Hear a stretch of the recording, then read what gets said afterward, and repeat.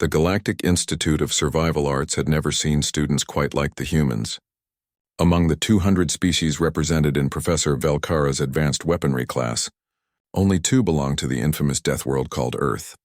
Ana Martinez sat cross-legged on her cushioned platform, her dark eyes scanning the obsidian forge stone before her, while Louis Chen stood at the adjacent station, already examining the metallurgy tools provided by the Academy. "Today's examination is simple," Professor Velcara announced, her crystalline form refracting the artificial sunlight streaming through the dome. "You will forge a blade using only the materials in your station and the knowledge you've acquired this semester. You have 4 standard cycles. Begin." Around the circular chamber, students erupted into action. The Krelthar ignited plasma torches with their bioelectric organs. The Zenthari carefully measured alloy compositions with mathematical precision. The Morphics reshaped their own crystalline appendages into hammering tools. Louis immediately began heating the steel ingot provided, his human hands protected by thermal gloves as he worked the metal with practiced efficiency. Ana, however, sat motionless. "Human Ana," Velcara's voice chimed with concern. "Why do you not begin? Are you experiencing difficulty?" Ana looked up at her professor, then down at the forge stone and metal ingots. She reached into her satchel and withdrew something that made several nearby students recoil in horror. A bone. Specifically, the femur of a Garathi pack beast that had died during their wilderness survival module 3 weeks prior. She had cleaned it, dried it, and kept it. "Professor, may I use alternative materials?" Ana asked calmly. The classroom fell silent. Even Louis paused his hammering to glance at his fellow human. Velcara's crystalline body flickered with confusion. "The examination requires a blade, Ana. That is organic refuse. It's a resource," Ana corrected gently. "On Earth, my ancestors made blades from bone for thousands of years before we discovered metallurgy. Some tribes continued the tradition because bone tools had advantages metal didn't." The Zenthari student Rixanal chittered in disbelief. "Advantages? Bone is weak, porous, inferior in every measurable way." Ana smiled, and several students instinctively shifted backward. There was something unsettling about a human's smile in moments like these. It showed teeth. "Predator teeth. Let me show you," Ana said. She withdrew a simple stone, not the forge stone, just a rough piece of granite she'd collected from the garden. Then she began to work. Her hands moved with practiced precision, striking the bone at precise angles.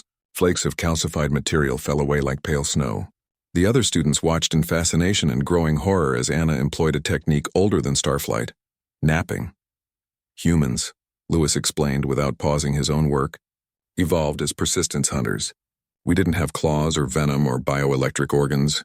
We had brains, endurance, and the ability to turn anything into a weapon. Anything."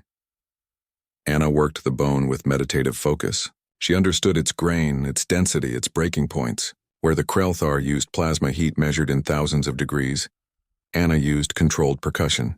Where the Zenthari calculated molecular bonds, Ana felt the bone's memory, the way it wanted to break. 2 cycles passed. Louis had produced a respectable steel blade, functional, well-balanced, with an edge that gleamed under the light.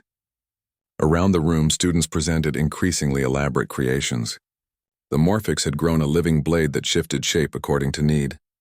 The Krelthar had forged a plasma-edged dagger that hummed with contained energy. Ana continued working her bone. By the 3rd cycle, even Professor Velcara had drifted closer, her crystalline curiosity overtaking her confusion. The bone had transformed.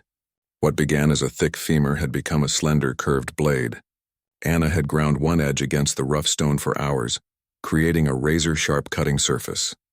She'd shaped the handle to fit her grip perfectly, even carving subtle grooves for finger placement.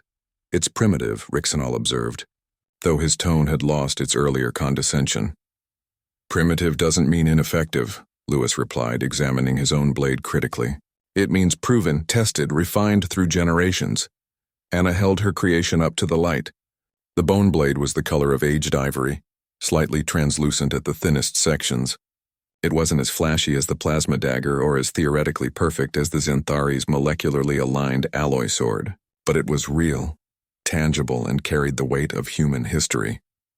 "Testing phase," Professor Velcara announced, gesturing to the combat dummies that rose from the floor. "Demonstrate your blade's effectiveness." The Krelthar's plasma blade cut through the dummy's armor like it wasn't there. The Zenthari's sword struck with calculated precision, exploiting structural weaknesses.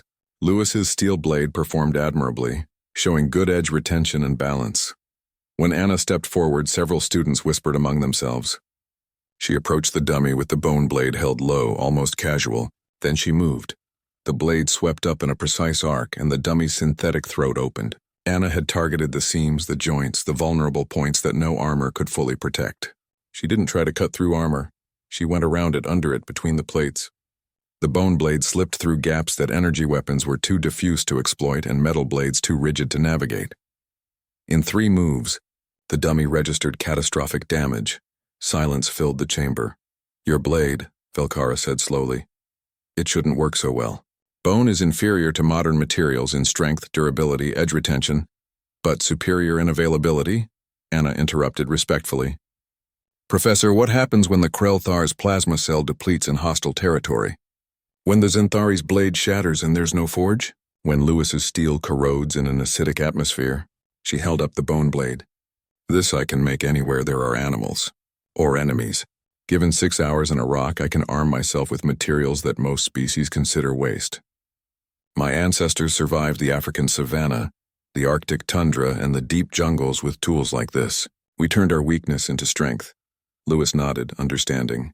"That's the human advantage. We're not the strongest, fastest, or most specialized, but we're the most adaptable. Give us scraps and we'll build civilizations." Professor Velkara's crystalline form pulsed thoughtfully. Around the room, students stared at the 2 humans with a mixture of respect and primal unease. They had always known Earth was classified as a Class 13 Deathworld, one of only 4 in known space. They had always known humans were dangerous, but now they understood why. Not because humans were born with weapons, but because humans could make weapons from anything. Even death itself could be recycled into a tool for survival. Anna carefully cleaned her bone blade, wrapping it in treated cloth. She had passed the examination, but more importantly, she had taught a lesson her ancestors had learned millennia ago beneath foreign stars. Humanity doesn't need the universe to be kind. Humanity just needs the universe to provide materials. Everything else they would figure out themselves.